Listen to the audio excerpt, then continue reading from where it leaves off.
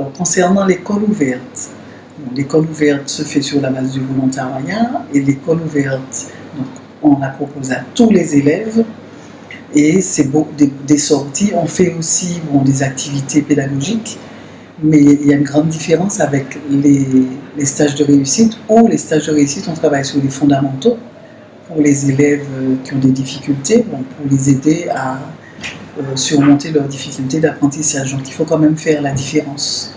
Alors que l'école ouverte, elle est vraiment ouverte à tous, qu'on ait des difficultés ou pas, et on ne travaille pas forcément sur les fondamentaux, même si en août on fait quand même de la préparation à la rentrée scolaire.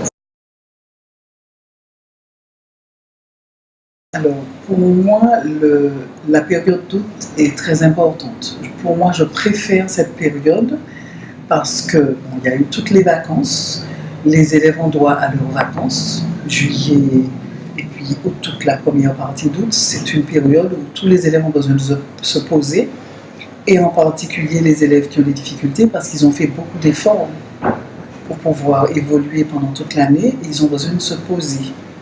Même si pendant les vacances, on peut très bien avoir des activités qui leur apportent aussi des connaissances, mais c'est tout à fait différent que ce qu'on fait en classe.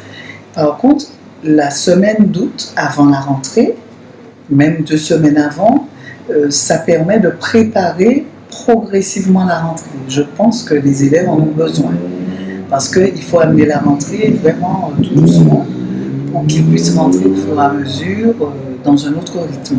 Donc pour moi, je privilégie cette période. Alors la période de Pâques, ça permet peut-être d'approfondir, de prendre le temps de s'occuper d'eux et de faire le point sur ce qu'ils ont déjà vu pendant l'année. Et la période d'août, ça permet de préparer la rentrée, une nouvelle année. Alors moi, je suis arrivée au collège Place d'Armes 2 en septembre 2016. Je reviens de l'académie d'Amiens, après avoir fait l'académie de Martinique et puis l'académie de Nice, où j'étais dans le Var.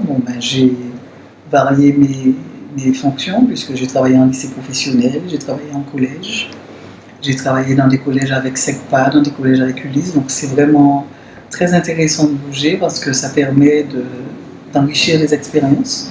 Aucun collège ne ressemble à un autre. Et là, je suis dans un collège en réseau d'éducation prioritaire, c'est ma première expérience en réseau d'éducation prioritaire avec une Ulysse avec troubles des fonctions motrices.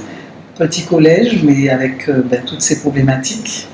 Donc c'est pour ça qu'en fait, il n'y a pas de petit collège, parce que tous les collèges, on reçoit les adolescents. Ce sont 4 années d'adolescence difficiles pour les adolescents, alors difficiles aussi pour les parents, et puis qui demandent des compétences pour les encadrants, et qui demandent effectivement une bienveillance vis-à-vis des adolescents, et aussi une rigueur, parce que je crois que ce sont 4 années où ils ont besoin de modèles, ils ont besoin de cadres, mais ils ont aussi besoin de bienveillance, de confiance et de respect. Je crois que ça, c'est important. Donc c'est dans ce cadre-là que moi je travaille. Il y a des moments de très bons moments, il y a des moments plus difficiles, mais c'est très agréable de voir évoluer les adolescents. Je crois que c'est très agréable. Et puis donc, quand on travaille dans des équipes, il y a une certaine cohésion, même si on n'est pas toujours d'accord sur tout. Mais quand on a le même objectif de faire évoluer les adolescents, et puis voilà, donc ça apporte un plus. Et puis on voit les résultats, puisque dans notre collège, on a quand même 91% de réussite au brevet. Je trouve qu'il y a une plus-value importante. D'autant plus qu'on travaille très bien avec nos écoles de secteur.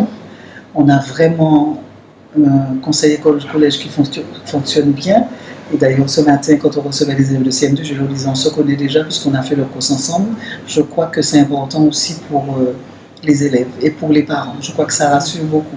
À notre époque, ça n'existait pas.